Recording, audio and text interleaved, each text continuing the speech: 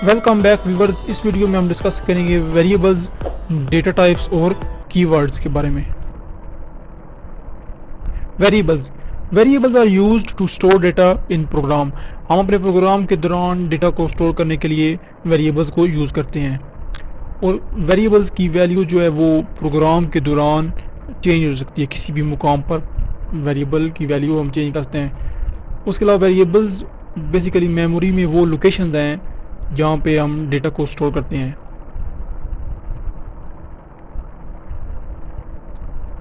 अब आता है कि वेरिएबल को किस तरह डिक्लेयर किया जाए, किस तरह उसको इनिशियलाइज किया जाए।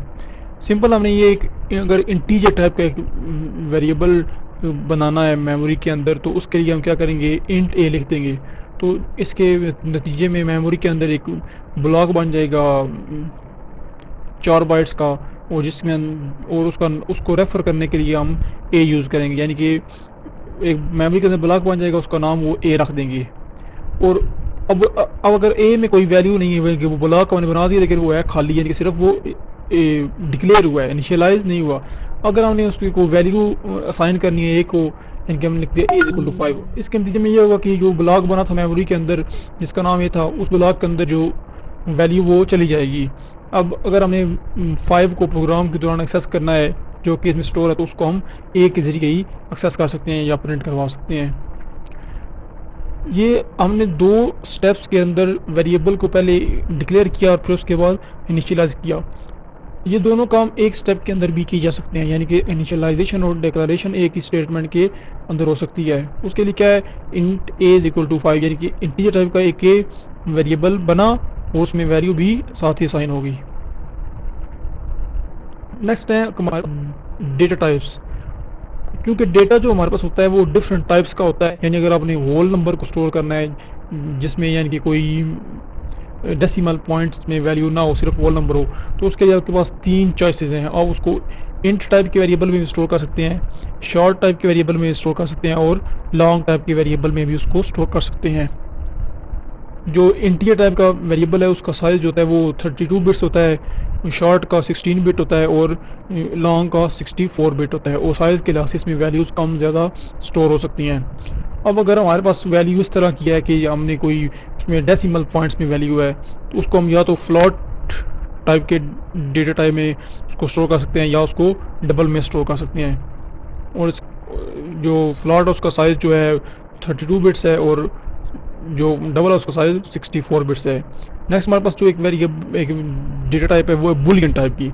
इसमें हम या तो ट्रू वैल्यू स्टोर कर सकते हैं या फॉल्स वैल्यू स्टोर कर सकते हैं, और उसका साइज़ जो है वो इसकी इम्प्लीमेंटेशन पे डिपेंड करता है प्रोग्राम के दौरान।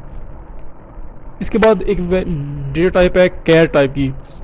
कैर डेटा टाइप बेसिकली हम उस वक्त यूज़ करते हैं जब हमने कोई करेक्टर स्टोर करवाना हो।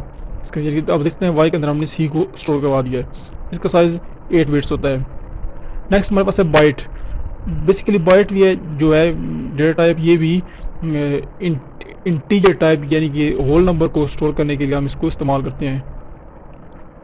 नेक्स्ट हमारे पास है स्ट्रिंग। स्ट्रिंग डेटा टाइप जो है बेसिकली ये यूज़ होता है जब हमने सीक्वेंस ऑफ कैरेक्टर्स को एक ही वेरिएबल में स्टोर करवाना हो, यानी कि हमने कोई नाम स्टोर करवाना है या कोई और स्ट्रिंग स्टोर करवानी है। यानी कि अब ये इसमें एग्जांपल में मैंने दिया हुआ है स्ट्रिंग a = hello, यानी कि अब इसमें 5 कैरेक्टर जो हैं, 5 कैरेक्टर जो हैं वो हमने एक ही वेरिएबल ए के अंदर स्टोर किया हुआ है। बेसिकली ये वेरिएबल किस टाइप का है, स्ट्रिंग टाइप का। नेक्स्ट हमारे पास जो टॉपिक है वो है जावा के अंदर जो कीवर्ड्स हैं। अब आप स्क्रीन पास करके आप सारे इन कीवर्ड्स को आराम से देख सकते हैं। कीवर्ड्स बेसिकली ये ऐसे वर्ड्स हैं जिनके कंपाइलर को ऑलरेडी मीनिंग जो है वो डिफाइंड है, यानी कि हमें कंपाइलर को बताने की ज़रूरत नहीं है, प्री डिफाइंड इनकी मीनिंग्स कंपाइलर को पता है। अब होता ये है कि आपने अगर कोई वेरिएबल बनाना है या कोई क्लास बनाई है या कोई जो ऑब्जेक्ट बनाया है, कोई भी चीज़ जो आपने बनाई है, तो उसका जो नाम है वो आप कीवर्ड के नाम पे नहीं रख सकते। तो ऐसा अगर आप करेंगे, आप वेरिएबल बनाते हैं उसका, और जो हमारे पास कीवर्ड है इफ़ है, अगर आपने कोई वेरिएबल बनाया उसका नाम आपने इफ़ रख दिया, तो ये एक कंपाइलर जब इसको प्रोग्राम को कंपाइल करेंगे तो कंपाइलर एरर देगा। ये भी हमने सारी जो थ्योरेटिकल था वो सारा कवर कर लिया है। अब हम एक छोटा सा प्रोग्राम बनाएंगे जिसके अंदर हम डिफरेंट टाइप्स के वेरिएबल्स को बनाएंगे और फिर उनको प्रोग्राम के दौरान इस्तेमाल करेंगे, उनकी वैल्यूज़ को प्रिंट करवाएंगे।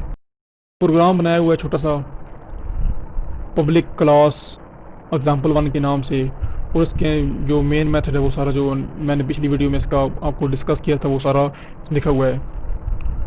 नेक्स्ट हमारे पास आगे आएगा इंट एज इक्वल टू 5, यानी कि इस मैंने एक इंटीजर टाइप का वेरिएबल बनाया ए और उसको मैंने वैल्यू साइन कर दी 5। नेक्स्ट हमने अब उसको प्रिंट करवाना है कि system dot out dot print के जरिए value is equal to plus A. अब इसको आपने गौर से देखना है कि इसकी आउटपुट क्या आएगी। इसकी आउटपुट कुछ इस तरह होगी कि जो डबल कोट्स के अंदर जितना कुछ लिखा हुआ है वो एज इट इज़ प्रिंट हो जाएगा, और प्लस जो है ये प्रिंट नहीं होगा। ये दोनों को कनकैटिनेट करने के लिए इस्तेमाल किया गया है, यानी कि वैल्यू इज इक्वल टू इतना प्रिंट हो जाएगा, उसके बाद जो वैल्यू ए की है वो प्रिंट हो जाएगी। अब हम इसको कंपाइल करते हैं।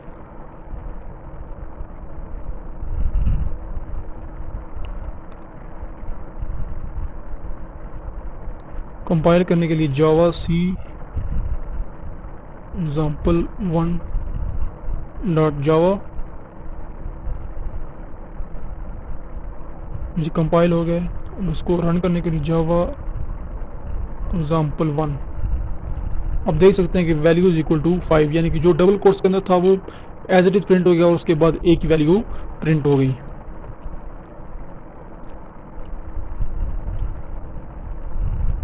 अब मैं एक और वेरिएबल बनाता हूँ डबल टाइप का, double a is equal to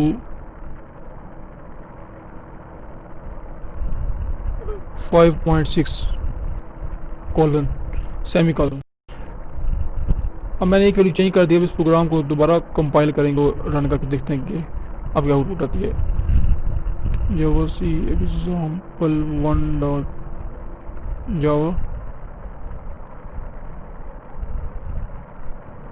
example1 value is equal to 5.6। इस तरह आप स्ट्रिंग को भी इनिशियलाइज कर सकते हैं उसको, फिर उसके बाद प्रिंट जो हमारा फंक्शन है system dot out dot print L, इसमें आप डिफरेंट वर्जन के साथ यूज़ करते हैं। इसको अगर आपने सिर्फ इसकी वैल्यू प्रिंट करवानी है ए की, तो आप सिंपली इसमें ए लिख देंगे तो सिंपली ए की वैल्यू प्रिंट हो जाएगी। और अगर आपने इसको किसी स्ट्रिंग के साथ कनकैटिनेट करके प्रिंट करवाना तो उसके लिए भी आप प्लस का ऑपरेटर यूज़ करके आप इसको प्रिंट करवा सकते हैं। उम्मीद करता हूँ कि आपको समझ आ गई उसकी होगी। अब नेक्स्ट टॉपिक हम डिस्कस करेंगे अगली वीडियो में। तब तक के लिए